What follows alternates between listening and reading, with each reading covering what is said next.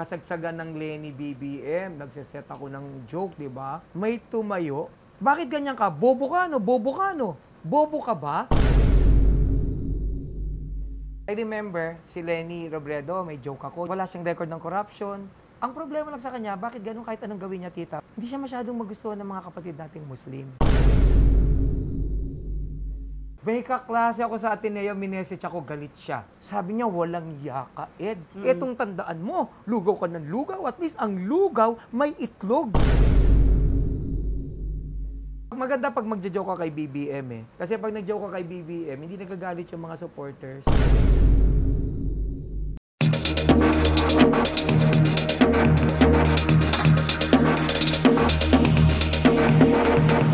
Magandang araw Pilipinas at sa ating mga kababayan sa ibang bansa. Welcome to TikTok with Aster Amaro. Sa araw na ito mga kaibigan ay isa na naman pong special na personalidad ang ating makakakwentuhan. He is a lawyer, political analyst, business consultant, columnist, radio talent, at musician, singer, at ang kanyang pinakabagong talent, stand-up comedian, at ang nakakatuwa, siya ang pinakabagong miyembro ng Viva Family. Mga kaibigan, let's all welcome the one and only Attorney Ed Chico!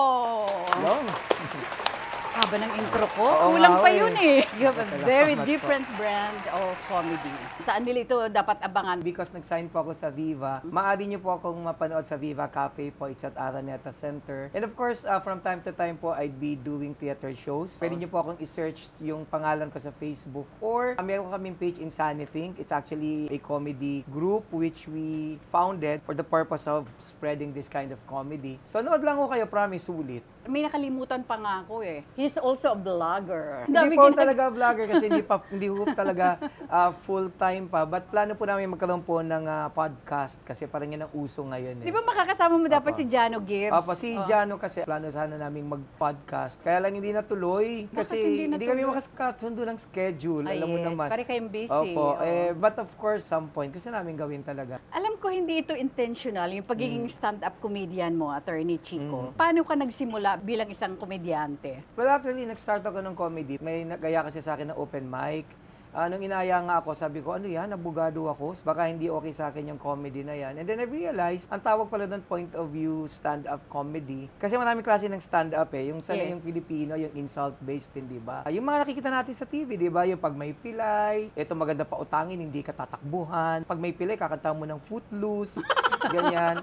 2 steps behind, di ba? So this is a comedy genre in itself. Na-challenge ako dun sa open mic namin kasi you'd be sharing your opinion. Ginawa ko lang yan, and I got the hang of it. Tapos sabi ko, okay to Wala naman akong pakialam kung may show ako, wala akong pakialam kung sisikat ako. Or Dahil kung may kumikita kita ka ako. bilang lawyer. Oo, alam niyo naman. Yes, Gumugulong na tayo sa pera. Biro lang po, hindi totoo yan Naniniwala ako Baka doon. maniwala kayo ha.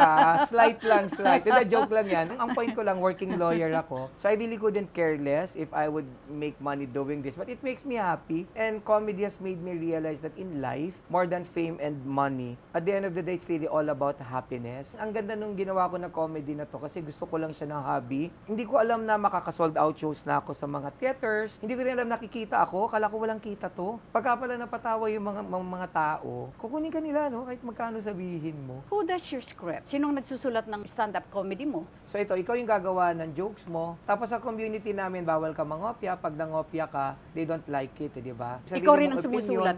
Ikaw rin Ako, sumusulat. sinusulat ko siya. Okay. Pero Oo. hindi ako yung tipo na nagsusulat per se. What I do, tinatandaan ko lang. Tapos, sinishare Pero may ko guide na. ka. May guide, Oo. tapos ginagawa ko lang siya. Or minsan naman, pag nagsha-show ka, spontaneous, kung anong makita ko, I can talk about that. So, it's a very challenging art form, but it's very cruel too. Kasi tita, alam mo, I remember nung nag-bomb ako, walang nakikinig sa akin. What do you 5 mean? minuto na, wala What? palang tumatawa, wala Oo. man lang pumapansin. Yung feeling ko talaga, tao pa ba ako? Ayaw niyo ba sa akin? Ba't hindi kayo natatawa? And then you realize na just like anything else, like when you do comedy, it's more than comedy per se. Dapat pala likable ako, dapat matimpla ko sila, dapat pala mabasa ko kung ano ang gusto nila. So yun yung mga bagay na natutunan ko along the way. So character builder din ang comedy. Pero mapag-aaralan mo, you can never blame the audience. Ibig sabihin, kulang ka pa. So yun, nagtuloy-tuloy na ako ng comedy. Tapos may show na, nanonood sa akin, 2 lang, 3, yung isa pa biyanan ko. Di ba? Tapos yung isa pa ron, kailangan ko pang ilibre. And it went on for a time. Tapos ang natutunan ko dyan, you really have to work hard pala. Gawin mo lang siya ng gawin, magkakaroon ka ng audience. And subsequently, nagtuloy-tuloy na. Hindi ko akalain na nandito na ako ngayon sa show mo, tita. Aminin naman natin, tita, di ba? Para makapunta ako dito, baka kailangan ibenta ko yung kaluluwa ko kay Satanas. Eh. Sobra ka Ganun naman. kataas yung level ng show mo, tita, di ba? On the contrary, I am so honored having you here. Ay, hindi. on Sa my akin show. ang honor, tita. Sabi ko Diba? nga, malamang pag binenta ko pa yung kaluluwa ko sa Satanas, Satanas, sa'yo na yung kaluluwa ko. Sabi niya, alam mo, si Tita Aster yan, kahit ako hindi ko kaya yan. Kailangan may iba kang Sobra ka dating, naman. Diba? Then, seriously, kaya nung nagkaroon ako ng chance here, text pa ako sa'yo, kinakabahan ako, tita, hindi naman ako celebrity, so bakit mo ako invite? So, I'm here. Bago natin pag-uusapan ang pagiging komedyante mo, sino si Attorney Ed Chico as a kid? Lumaki talaga ako na napakahirap. I grew up in Tondo. Maraming insecurity kasi mahirap ka. Illegitimate child pa po ako because yung nanay ko po kasi syempre nung bata siya, naglaya siya. Napunta siya tita ng Mindanao. Kaya lang it was very difficult for us kasi yung mga kamag-anak ko dun sa probinsya, galing sila sa prominenteng pamilya. Alam mo ba nung pinanganak ako, literally, kailangan naming lumayas doon sa lugar kung saan ako pinanganak. Kayong mag-ina. O kaming mag-ina because nakakahiya ako eh. So I remember may sakit ako noon, may pulmonya pa nga ako noon. Wow. So my mother had to rush me to the hospital. Wala siyang pera. Pero maganda yung nanay ko, nakapag-asawa siya ng stepfather ko na mapagmahal sa akin. So tinanggap ako at minahal ako ng buong buo. Hindi kami mayaman, pero maganda yung pagpapalaki sa akin. So pinalaki nila ako maging mapagkumbaba, pinalaki nila ako na dapat hindi ka mayabang, dapat grounded ka, may self-awareness ka. So yun, tsaga-tsaga lang, pinagsikapan ko lang, tapos yun, naging abogado, and then the rest is history. Okay na yung buhay ko ngayon. Hindi ako mayamang-mayaman, maayos yung buhay ko. Balikan ko lang yung biological father mo. Siyempre, nung ipanganak ka, your father was around. Bakit ka pinabayaan? Hindi ko po masagot eh, he had this reason, but he's a good man because I saw him. I was already in law school. So I remember when I saw my dad, sabi niya pa, naku, iyo, mahirap pala yung buhay mo. Gusto mo, hanap kita ng condo unit, bigyan kita ng kotse. Hindi ko tinanggap. Tapos nakwento ko sa nanay ko yan years later. Sabi na nanay ko, tanga-tanga mo. Hirap na hirap tayo, hindi mo pa kinuha, hindi ba? Tapos I realized yung nanay ko, wala siyang galit sa puso. But hindi ako lumaki na may galit sa kanya. When I saw him, walang galit. In fact, sabi ng nanay ko, dapat wala kang pride sa puso mo. Nadala ko yan kahit sa pag-aasawa, tita. Alam mo ba kaming mag-asawa pag nag-aaway kami niyan? Sandali lang, magbabati kami agad. Na-realize ko kasi, ang pride kasi parang brief yan eh. Kasi hanggat hindi mo binababa, walang mangyayari. Di ba? Pero sabi ni Mamo sa likod, kinento kaya sabi niya, hindi totoo yan, ako, kahit hindi ko ibaba, may nagaganap. Sabi ko, Mamo, paano? Tinatabi niya lang daw. Parang pride, pwede mo. Not seriously. Ayan na, umaandar na. Lumaki akong walang pride sa puso. And yun yung mga nakita ko, no? I realized it's all about trying to be a better person at the end of the day. And the only way you can do that, maturity begins or commences at the end of your comfort zone. Because I know fully well that it may be difficult initially, but at the end of the day, you're gonna come out a better person. Yan yung nangyari sa akin sa comedy eh. The first time I did it, I couldn't figure it out. Feeling ko nakakatawa naman ako eh. Why couldn't they appreciate what I do? Yung pala dami kong kailangan pagdaanan. And in the process, naging okay ako na tao. Can you explain further? Kasi kahit ako, hindi ako masyadong familiar dun sa open mic. Ang ibig po sabihin ng open mic, it's actually a venue where there is an event where amateur comedians or people who would want to do comedy can go to and do your thing. So bigyan ka lang ng 3 minutes, 5 minutes. So hanggang kung gusto mo, ituloy mo. Tapos habang tinutuloy mo siya, you become better and then, kaya ko na pala magpatawa and then you make a decision now. You consider this as a profession as well, right? Actually, ang tawag po sa amin talaga right now, professional stand-up comedian. Kasi pag professional stand-up comedian ka na, kahit anong mangyari, I could perform. Before Viva, of course, gumagawa ka na ng mga personal gigs mo, corporate, saka kung May ano. sinalihan akong grupo, tita. Okay. Sumali ako dito sa Comedy Cartel. Pioneer siya ng point of view stand-up comedy. Tapos subsequently, nagtayo din ako ng subgroup, ang pangalan Insanity Think. I call it Insane Thinking Comedy. Kasi sabi ko nga, paniwala ko nga, I realized that in life, for you to maintain your sanity, sometimes you have to be insane. That's the key. Oo. Yeah. Maintaining your sanity. And through comedy, we're able to do that. So, pinanganak yung Insanity Think. So, yung brand ng comedy namin, more on thinking comedy. So, pinag-iisip namin kayo, hindi lang kami nangaasar. We can talk about politics, di ba? May mga beat ako, bakit natalo si Lenny, ba't nanalo si BBM. And it's such a good feeling na nakakapag-participate ka sa decision-making processes, sa mga diskurso at diskusyon, na hindi ka rabid. Di ba, naalala mo ng eleksyon? Nag-aaway kayo yung mga tao, di ba? Yung Kulang mga na lang kaping- magpatayan. O yung mga kaping nanga-unfriend, di ba? Pagka konting joke mo lang, yung mga bumoto sa kay Lenny, yung mga kaping galit na galit, di ba? Na-o-offend. Pagka nag-joke ka naman kay BBM, yung mga supporters niya hindi nagigets. Yung mga ganyan, di ba? So may away, ganyan. Tapos na-realize ko, if you course it through comedy, nadi-disarm sila. I realized that comedy is truth without violence, ano? So from Comedy Cartel, naging Insanity Think na. Tapos sabi ko nga, nadadagdagan na ng tao, yung 3, naging 5. Nung naging 5 nga yan, nag-blow out ako sa klase eh. Hindi ako makapaniwalang may 5. At wala na doon yung biyanan ko, hindi ba? Kasi naawa na rin ako sa biyanan ko, nakakasampung nood na. Dumami na ng dumami. Doon na nagtuloy-tuloy hanggang eto na nga, nasa Viva na tayo. And dati na tayo sa exciting part. Was there a time dun sa mga comedy acts mo na may na-offend? I remember, meron ako dating joke about Satan. May lasing doon, tumayo siya sa akin, sabi niya, ikaw, diablo ka ba? Demonyo ka ba? Sinagot ko, oo naman. At ikaw ang aming leader. Ayan, tumahimik siya, di ba? Meron pa, tita, ito totoo. Kasagsagan ng Lenny BBM, nagsiset ako ng joke, di ba? May tumayo. Bakit ganyan ka? Bobo ka, no? Bobo ka, no? Bobo ka ba? Ginanon ako, tita. Siyempre, sasagutin ko. Alam mo, sabi ko, bakit mo tinatanong? Gusto mo ng friend, ano? Di tawanan na lahat. I remember, si Lenny Robredo, may joke ako. Joke lang naman. Alam mo, sa totoo, gusto ko si Lenny Robredo, eh. Kasi she's prim and proper. Tapos, wala siyang record ng corruption. Ang problema lang sa kanya, bakit ganun kahit anong gawin niya, tita? Which is true, no? Hindi siya masyadong magustuhan ng mga kapatid nating Muslim. Alam mo kung bakit? Alam mo kung bakit? Eh, paano hindi daw siya halal? Kita yung joke ko pag matalino, ha? Pag hindi ka natawa, ewan ko na lang. Anyway, yung joke, may nagalit. Eto na, nung tumatakbo siyang presidente, may joke ako uli. Sabi ko, pag tumakbong presidente si Lenny, hindi siya gagastos ng malaki. Alam niyo kung bakit? Parang nga naman pag nanalo, tubong lugaw. May kaklase ako sa Ateneo, minessage ako, galit siya. Sabi niya, walang yaka, Ed. Etong tandaan mo, lugaw ka ng lugaw. At least ang lugaw, may itlog. Di sinagot ko naman, tita. Huwag kayang bobo. Hindi kaya lahat ng lugaw may itlog. Meron kayang plain. Ano ka? Alam mo ko, kung nagpatakbo ng kampanya ni Lenny, sasabihin ko si Lenny parang goto. Alam mo, tita, kung bakit? Bakit? Kasi may laman.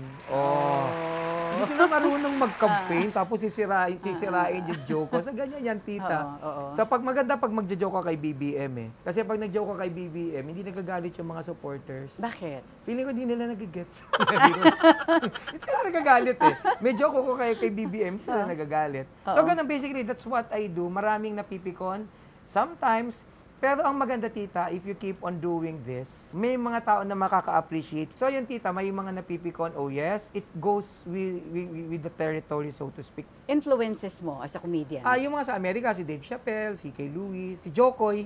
I think Jokoy is responsible then for mainstreaming the kind of comedy that we do. I remember nang pumutok si Jokoy, naghanap yung mga Pilipino nung kagaya niya. Kaya lang sa Amerika siya, di ba? Merong biglang demand. I would say to a certain extent, Jokoy is pretty much instrumental to mainstreaming the kind of comedy genre that we do or we're engaged in. And I think we should be grateful for him. Ako as a comedian, I'm grateful for him. Pinasok mo pagiging komedyante. Paano yung trabaho bilang isang lawyer? How do you manage? Well, actually po kasi hindi na ako nag-8 to 5 job talaga. Kasi pag bago kang abogado, persado ka eh. Noong nag-guest ako ng political analyst, legal expert, pero malaking bagay. Kasi yung bayad roon, yung credibility ko as a lawyer. So kahit hindi naman ako totoong magaling, tingin nila magaling ako.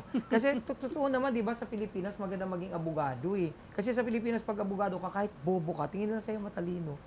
Di ba? As a lawyer kasi, as you go on, nagkakaroon ka rin ng konting kredibilidad. Hindi ko kasing galing yung mga masikat na abogado sa akin. But to a certain extent, I've reached a certain level of, a certain degree of reputation that would allow me to get consultancy work. Siguro kung baguhan akong abogado, it would be difficult for me to do what I'm doing now. Saan ka mas nag-i-enjoy? Nag-i-enjoy ako sa pagiging komedyante. Pero nag-enjoy din naman ako dun sa pagiging abogado kasi masarap din maging lawyer. Kung puputok yung comedy ko, parang something tells me that I should do this. Because this really makes me happy eh. I'm not after fame or money eh. Kahit hindi ako sumikat, tita eh. Basta may natatawa sa akin, okay na yun eh. Pero ang laging nandiyan, yung kaligayahan ko. Nobody can take that away from me.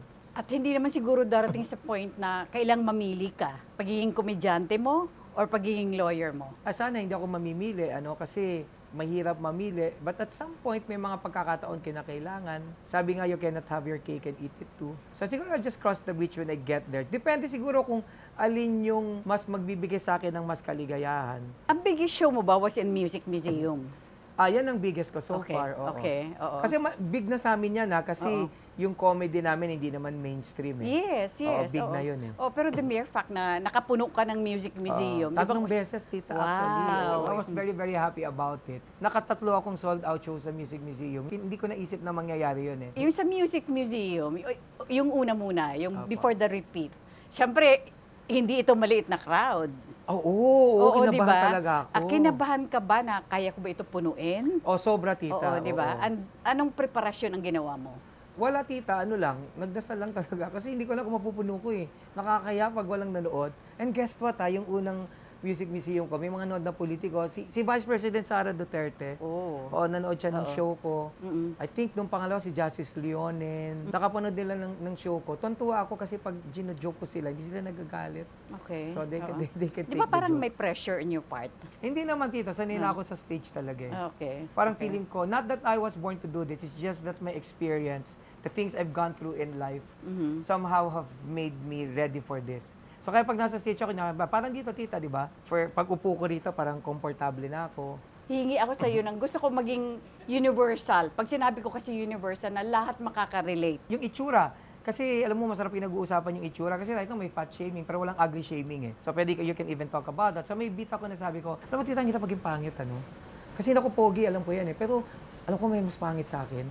Ang hirap maging pangit, di ba? Alam mo kung bakit? Kasi unang-una, pag pangit ka, walang may gusto sa'yo eh. Sa katunayan, kahit pangit, ayaw sa pangit. Totoo, tita, hindi ba?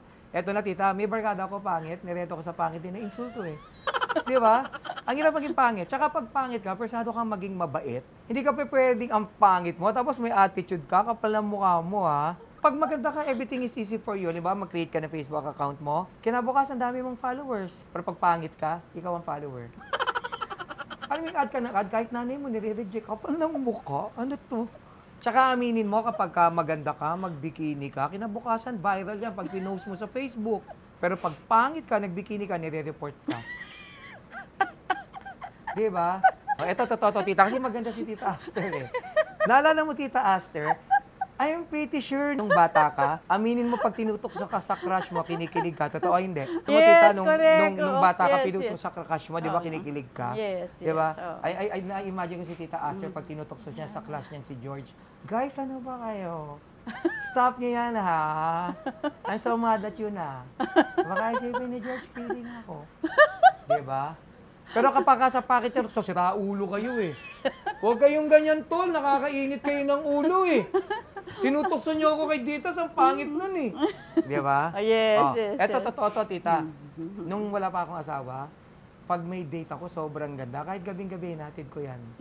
Nicole, ano ba? It's so dangerous out there. Ihahatid na kita. Eto, maganda niyan, tita. Kunyari, dito kami nag-date. Dito sa Pandan Cafe, ha? Ang sarap ng pagkain dito, guys. Eto na. Kahit nakatira yan sa Ilocos Norte, ihatid ko yan. Alam mo, tita, pagbaba niyan, magpapakit pa ako. Nicole, please take care. Di ba? Pero pag pangit ang date ko, hindi ka hatid dyan, nakita mo yung kanto na yun, lumakad ka doon dire-diretso, may bus doon papuntang Ilocos Norte. Tanda-tanda mo Magsarili na, alam mo na yan. Di ba? Alam mo ba, tita, sa lawyer, 24 years na akong lawyer, ha? Yes, yes. oo. Pagka maganda ako sa damay ng judge. Nicole, if there's, ano ka ba, Nicole? All you have to do is answer the questions of your lawyer, okay? I believe in you. Kahit yung court staff, huwag natin husgahan si Nicole. Hindi niya magagawa yan. Eto na, pag pangit ang akusado, wala pang arraignment, guilty na. Aminin mo, mahirap talaga maging pangit. Pero pag pangit ka, wag kang malulungkot. Alam mo kung bakit, tita? Bakit? Kasi hindi ka naman nag-iisa. Kahit saan meron. Yan, yung tawag ng joke. Ang tawag dyan, universal joke. Yes, So, it's everybody can relate to can it. relate to that, di ba? Oo. So, pag nakita ko naman, di ba, mahilig sila sa politika. Okay. So, pwede na ako mag-joke. I can talk about stuff like, o sino dito bumoto dito sa inyo, sino bumoto kay Lenny? Taas na kamay. Mamo. Walang gusto mo tumaas? Sino bumoto kay BBM sa inyo? Sino bumoto kay BBM? Di ba? Ayan. Pero alam mo, tita, pinag-aawayan nila kung sinong magaling na presidente, kung si Lenny ba dapat, si BBM, or si Pinoy ba, or si Duterte, or si BBM. Sa akin, ang pinakamagaling na presidente lang talaga si Erap. Bakit? Alam mo kung bakit? Bakit nga? Kasi tita, tandaan mo sa lahat ng presidente, si Erap lang ang totoong may conviction. Oo, galing. Imagine yung 1 hour and a half show mo. Siguro from start to finish, yung tatawa ng tatawa yung... meron ka na nun? Yung start to Tuloy-tuloy finish? yun, tita. O kaya minsan depende sa lugar. I remember, nabuo ko tong beat na to, nasa Makati ako. Kung naisip ko, ang mayor pala ng Makati si Binay, hindi ba? Yes. So sabi ko sa kanila, pinaka-paborito kong senador si Binay. Sabi ng tao, bakit? Alam mo kung bakit, tita? Kasi tandaan mo si Binay lang, ang politiko na mula noon hanggang ngayon, hindi nagpapalit ng kulay. Ang mga dalawa kay Binay, nagtatrabaho kahit hindi nakikita. Ang problema lang kay Binay, eto na, tita, hindi niya raw na-enjoy yung Facebook. Sabi ko, bakit naman, sir? Alam mo kung bakit? Na-traumatize siya. Bakit? Alam mo kung bakit? Paano eto na? Nang minsan doon na nag-post siya ng profile pic, daming nag-condolence. Kaya ayaw na niya. Pero seriously, I love Jojo Marbinay because he's a doting dad. Alam mo ba, nung nag-aaral ako sa law school, true story to, nakasabay ko si Abby Totoo na Binay. to, Totoo, nakasabay ko si Abby Binay sa law school. Nakikita ko si Binay, sinusundo niya yung anak niya, hinahatid niya. Sabi ko, grabe naman to. He's a busy dad, despite his busy schedule. Hinahatid, sinusundo niya anak niya. Tapos nalaman ko pa, eto na, tita. Naku, eto, totoo to. Yayabang ko na. Si Binay pala walang favoritism sa mga anak niya. Ang galing, ano? Alam mo kung bakit? Bakit? O, tingnan mo yung itsura ng mga anak niya, walang lamangan. Dahil parang kulay. Pag nakita mo na si Nancy, alam mo na yung itsura ni Junjun.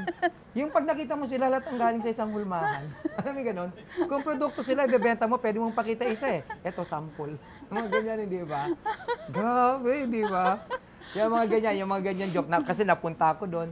Naisip ko yon and I realized when you do comedy pa, aside from the prepared sets that we do, kailangan sensitive ka rin. So sa surrounding mo, pag nandun ka sa isang lugar, you can talk about them. Yun yung mga natutunan ko, tite. Because I remember, nag-open ako sa isang Indian guy, supposedly #1 comedian sa Dubai. So kinuha ko ng producer. Nag-bomb ako talaga, tita. Ayokong tanggapin yung bayad niya sa masama na loob ko. It's a 30-minute thing na hindi nakakatawa. Tapos ako na-realize, it's not just about your jokes being funny. Dapat pala, to begin with, they should accept you. Yes. They should like you. Yes. So they'd listen to you. Oo. Yung joke na yon, dahil bago pa ako, may nasabi ako na parang offensive pala. Kasi mga Filipino-Indian community Offensive sa culture nila. Hindi na sila nakikinig sa akin. Ang sarap nung mga time na nagbabam ako, tita. Yung So mga you should time na also walang be natatawa. sensitive. Yes, Oo, exactly. sa mga taong nakapaligid Yes. sa'yo. Kaya thankful Oo. ako, tita, ng mga time na nagbabam ako, mga time na walang natatawa Dahil sa akin. marami kang natutunan. Marami kong natututunan. Oo. Sabi ko nga, you become a better person doing this. Sa umpisa pa lang ba, nagpapakawala ka na kaagad? Or nagbi-build up lang yung yung jokes mo bago mo sila makuha? Depende sa audience, tita. Okay. So, normally, pagka millennial, tsaka yung mga Gen Z, iba rin yung atake. Kasi yung mga millennials and Gen Z, they are easily offended So, kailangan, bago ako mag-joke, nalagyan ko ng context yung joke. Kasi pag ginoke mo lang, hindi nila nakuha yung context, they'd get triggered. Pag mga politiko yung nanonood, mga lawyers din, it's quite easy kasi gusto nila political joke agad Opening salvo, politika agad. Pagka naman normally masa, yung mga pangit jokes. Anong inspirasyon mo when you are doing a comedy? Pero unang-una inspirasyon ko, siyempre asawa ko. So wala naman akong choice, di ba? Siyempre asawa mo, dapat inspirasyon mo. I love my wife. Pero, ang inspirasyon ko talaga, yung mismong pagmamahal ko doon sa stand-up comedy at yung mapatawa ko sila. So maraming style. Ang pinakamahirap pag corporate gig, tita. Kasi pag corporate gig, yung mga tao doon, hindi naman nila alam yung comedy mo. Or sometimes they're not prepared to listen. Kasi lalo na pag Christmas party, inaantay niya yung raffle. Di ba? Inaantay niya kung sino makakapag-uwi ng oven toaster. So pag nag-comedy ka, hindi sila interesado. So yun yung challenge doon. Dati pag nagko-corporate gig ako, I'll just do it. Hindi nila ako pinapansin. Tapos na-realize ko, I should talk about them pala. So inaalam ko yung kumpanya, inaalam ko kung sino yung boss, I'd make a joke about the boss, I'd make a joke about the company. Tapos pag nakuha mo sila, tuloy-tuloy na. In some of your events or gigs, ang asawa mo ba sumasama or paminsan-minsan lang? Paminsan, pag ando doon siya, pag nakita ko siya, gagawa ko ng bits about her. So, gagawin ko nakakatawa about Siya, her. ano ang nagiging reaction niya? Kabisado na naman niya po. Kasi yung mga tao naman, Oo. alam naman nila na yung sinasabi mo, hindi totoo lahat yun eh. Alam naman nila yung sinasabi mo, gusto mo lang magpatawa.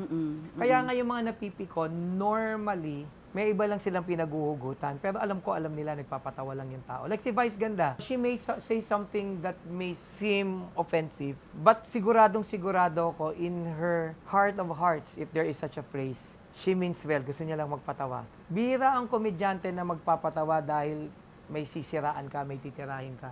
Most of the time, gusto lang namin magpatawa. Sometimes, hindi nakakatawa, nakakapikon, but know that at the end of the day, maganda ang motibo. So far, wala pa namang directly merong mina-offend. Pero konti lang yung na-offend sa akin, tita, kasi Oo. natutunan ko din yan. Halimbawa, Oo. may nakita akong isang comedian, kapink kasi siya. So ayaw siya ng mga maka-BBM, di ba? Nung dati naman, merong comedian na tinitira niya si Duterte. Nakita ko may tumayo ng lamesa, umalis dahil napikon sila dahil si Duterte. So akong ginagawa ko, yung mga joke ko muna, yung mga puro pan lang, tapos I make fun of everyone. So pag ginawa ko ng joke sila, gagawin ko din ng joke si BBM. Bakit?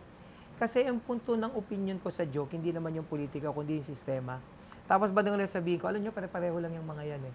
And then I'll be serious and then inject jokes. So, ang maganda kasi sa'yo, legally funny. Legally funny yung naging peg ko eh. Oo, yun ang Pwede rin tayo maging illegal, tita. Sa pagmamahal, nagawa ko na yan. Hindi, joke lang. Legally funny. Kasi yung point of view ng isang komedyanteng katulad mo, is kumbaga may basis ka because you are a lawyer. Malaking bagay sa akin na I can do political jokes because I can pull them off on account of me being a lawyer, tapos nga political analyst. So parang meron akong experience. Tagal ako nagtrabaho kay Senator Miriam, siya nagpaaral sa akin. Siya nagpaaral. Napakabait napakabait ni Senator Miriam. Pag nakita mo siya sa TV, parang ang tapang-tapang, di ba? In person, she's really like a mother. So when she died, it was one of the saddest moments of my life because here's this woman without whose support I wouldn't be where I am now. She was the president that we never really had. Yes. How I wish, we should have had her. Wala lang, it's too late. Alam mo, dito sa ating kwentuhan, plus of course yung comedy antics na pinamalas mo sa amin, hindi lang ako because kasama natin ang ating Natawa audience. naman kayo, di ba? Yan, no? Your message to everyone. Check nyo lang po yung pangalan ko sa YouTube, sa Facebook, Edward Chico. Pwede nyo rin po akong i-google. Pag ginoogle nyo ako, kahit paano, marami na kayong makikitang articles about me. Or puntahan nyo yung page namin, Insanity Think. Kung hindi nyo makita Insanity Think, Comedy Cartel, may mga scheduled shows po kami dyan. Alam nyo, hindi lang po akong komedyante sa Insanity Think. Marami kami, tita, na magagaling na komedyante. Marami rin mas magagaling pa sa akin. So, we would be more than happy to share with you the kind of comedy that we do, the kind of comedy that I think would revolutionize comedy as you know it, the kind of comedy that will bridge gaps, and the kind of comedy that will make us all realize that as Filipinos, we can simply laugh and make everything better.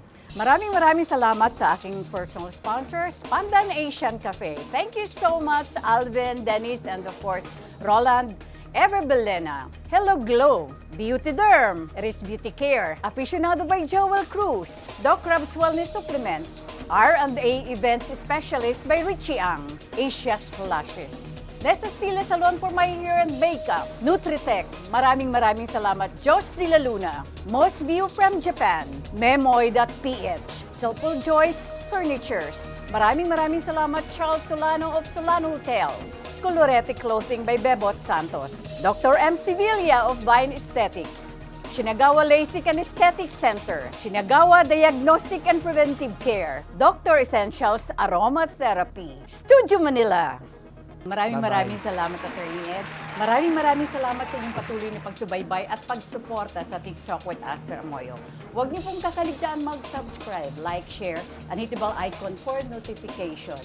At mga kaibigan, every Friday, 12 noon, dito lamang po sa TikTok with Aster Amoyo.